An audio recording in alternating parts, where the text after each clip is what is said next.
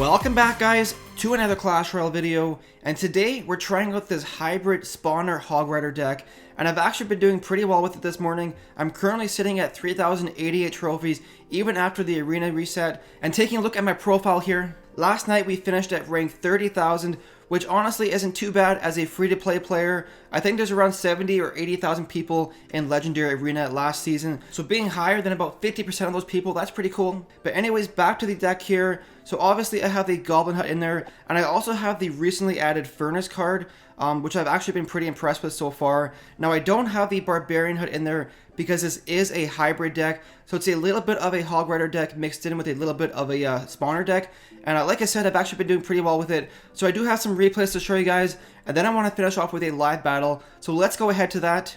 So here we are, guys, with the first replay. Now if you haven't noticed, both my Goblin Hut and my Furnace are still level 5, which honestly isn't the most ideal level being in Legendary Arena. But right here, my opponent is going to go in with a Hog Rider, and take a look at my hand here. I don't really have the greatest answer for that Hog Rider, so I end up using the Furnace to counter it, which honestly isn't the greatest counter, but it does get the job done. Now with this deck here, with a spawner deck, you want to try and build up multiple buildings at a time, so losing a Furnace like that earlier in the game in the card rotation kind of sucks. And right here I make a pretty big mistake.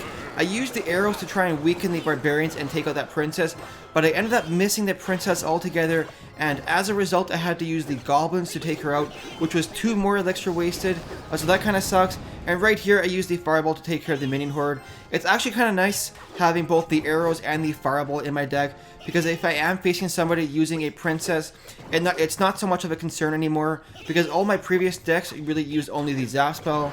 So having the arrows and the Fireball, I can take out both the Princess and a minion horde if I need to. Now my opponent here is using the Royal Giant as well, so he's combining 2 overpowered strategies. He has the Hog Rider and the Royal Giant, and I'm also combining 2 overpowered strategies. I have the spawner deck with the Hog Rider, so this is going to be a pretty interesting battle right here. But right here, I'm going to use the Barbarians to take out that Royal Giant, and I also use the Furnace to distract that Royal Giant and also distract that Hog Rider, and as a result, we didn't take too much damage to our tower, so things are looking pretty good so far.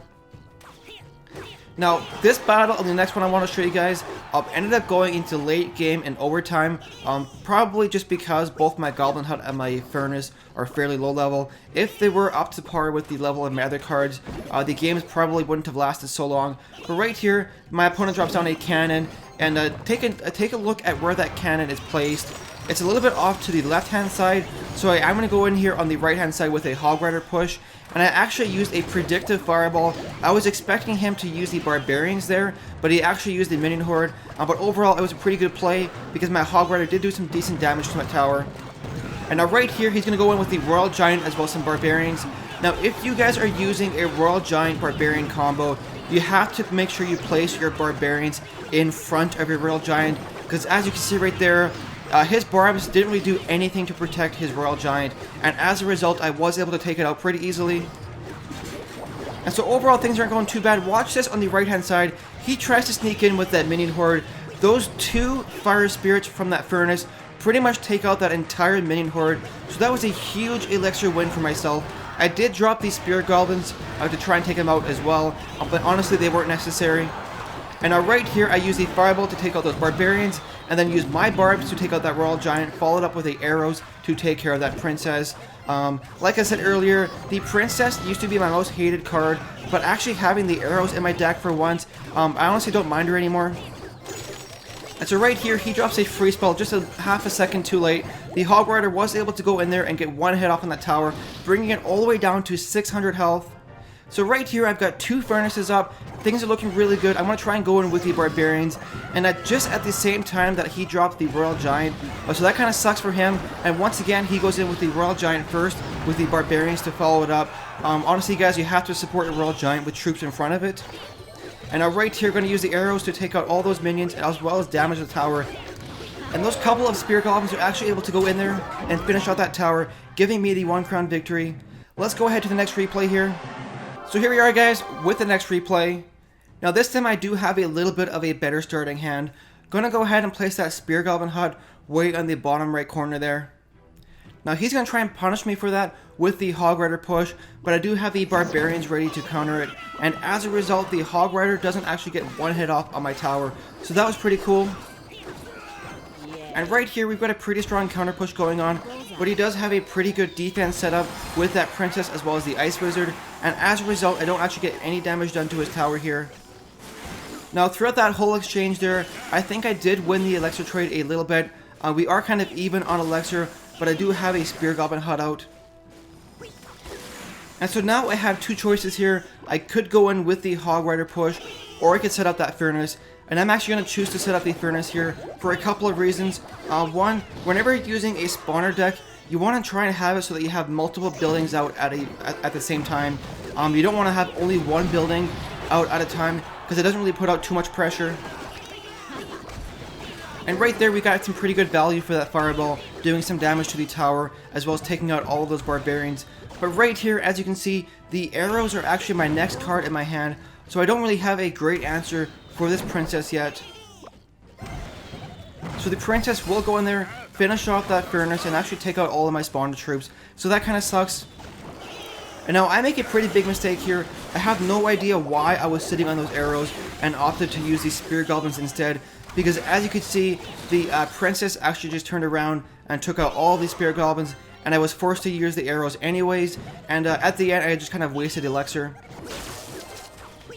And so right here, he's being pretty aggressive. He's going to go in for another push with the Barbarians. And of course, I want to use the Fireball there, but I actually missed that Princess with that Fireball, which really sucks.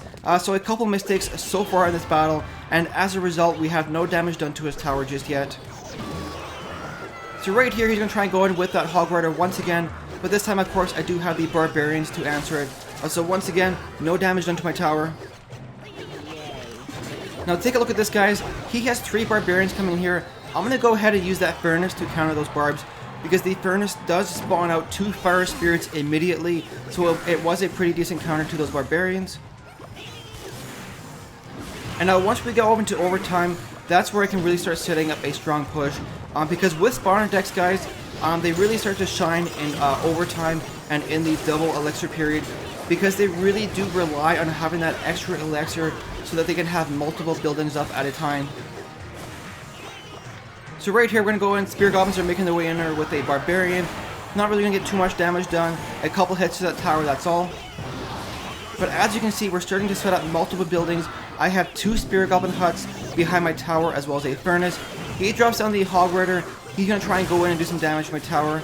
And he actually drops his free spell there, and he's actually able to do 2 hits to my tower with that Hog Rider. So my tower at this point is all the way down to 1400 health, so things really aren't looking that great so far.